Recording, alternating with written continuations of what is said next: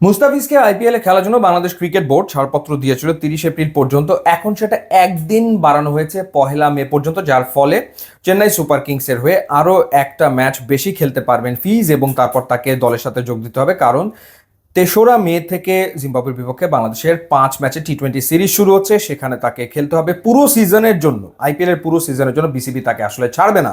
এবং এই প্রসঙ্গে ক্রিকেট অপারেশনস কমিটির চেয়ারম্যান জালাল ইউনুস বলেছেন, মুস্তাফিজকে আমরা 1 তারিখ পর্যন্ত খেলতে দিচ্ছি, 2 তারিখে আসবে, 3 তারিখ থেকে সে অ্যাভেলেবেল। মুস্তাফিজের আইপিএল খেলে শেখার কিছু নেই, মুস্তাফিজের শেখার প্রসেস ওভার।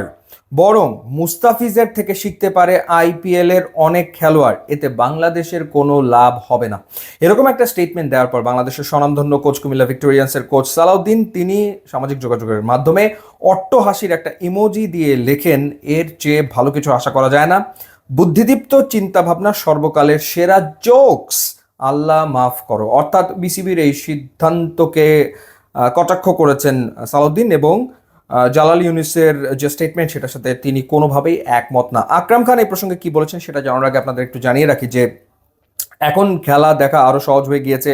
গ্রামীণ ফোন প্লেপ্যাক সাবস্ক্রিপশনের মাধ্যমে মাইজিপি অ্যাপে গিয়ে অফার্স, তারপর এন্টারটেনমেন্ট সিলেক্ট করলে সেখান থেকে প্লেপ্যাক স্পোর্টস সাবস্ক্রিপশন নিয়ে নিলেই আপনি আরামসে অনায়াসে আইপিএল সহ অন্যান্য খেলা এনজয় করতে পারবেন মাইজিপি অ্যাপেই।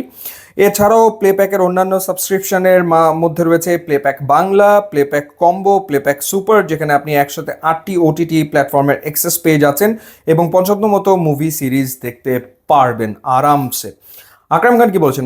আকরাম খান বলেছেন যে মুস্তাফিজের পারফরমেন্স নিয়ে আমরা চিন্তিত ছিলাম, কারণ গত 1 বছর ধরে সে সংগ্রাম করছিল পারফরমেন্স করতে গিয়ে, কিন্তু এখন আইপিএলে ওর পারফরমেন্সটা ভালোর দিকে যাচ্ছে। একদম যে ভালো হচ্ছে তা না, আর যেহেতু ও দীর্ঘ ফরম্যাটে খেলে না, তো আমার মনে হয় সে যদি আইপিএলে এইরকম ভালো করতে থাকে তাহলে বিশ্বকাপে অনেক বেশি বেনিফিটেড হবে বাংলাদেশ।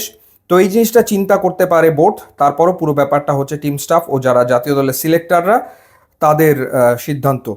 সুতরাং মুস্তাফিজ আইপিএলে খেলুক, সেটা আরেকজন বোর্ড ডিরেক্টর আকরাম খান চাচ্ছেন। জালাল ইউনুস একরকম বলছেন, আকরাম খান বলেছেন আসলে আরেক রকম, দুজন দুরকম আসলে বলেছেন।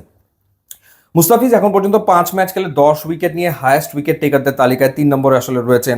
ইউজবেন্দার চাহালের 12 উইকেট, জাসপ্রীত বুমরারও 10 উইকেট, মুস্তাফিজেরও 10 উইকেট। মুস্তাফিজ ম্যাচ খেলেছেন কম, তো সেই জায়গাটাতে মুস্তাফিজ ভালো পারফর্ম করছেন, কোনো সন্দেহ নেই। এবং আমি আকরাম খানের সাথে এই জায়গাতে একমত।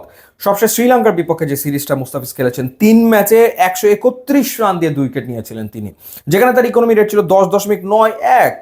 মানে 3 ম্যাচে এত রান দিয়েছেন, 131 রান দিয়ে 2 উইকেট নিয়েছেন। এবং তারপরে ওয়ানডেতে আমরা দেখলাম যে প্লেইং 11 থেকে ড্রপড। সো মুস্তাফিজ এই পর্যায়ে পৌঁছে গিয়েছিলেন, সেখান থেকে তো বরং বলা যায় আইপিএলে গিয়েই আসলে মুস্তাফিজের উন্নতি হচ্ছে।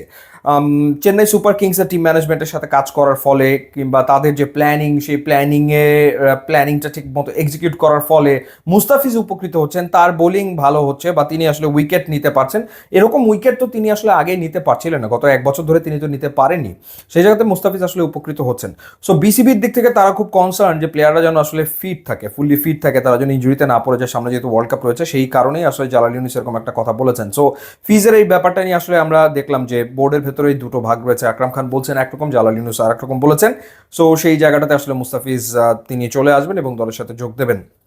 অনেকেই যদিও সেটার সাথে একমত হতে পারছেন না, বরং জিম্বাবুয়ের বিপক্ষে অন্য কাউকে ট্রাই করে দেখা যেত, সেটাও আসলে অনেকের মতামত। আপনি কি ভাবছেন জানাবেন। ইউটিউব, ইনস্টাগ্রাম লিঙ্ক দেওয়া আছে, যোগ দিলে খুবই খুশি হবে। And thanks for watching.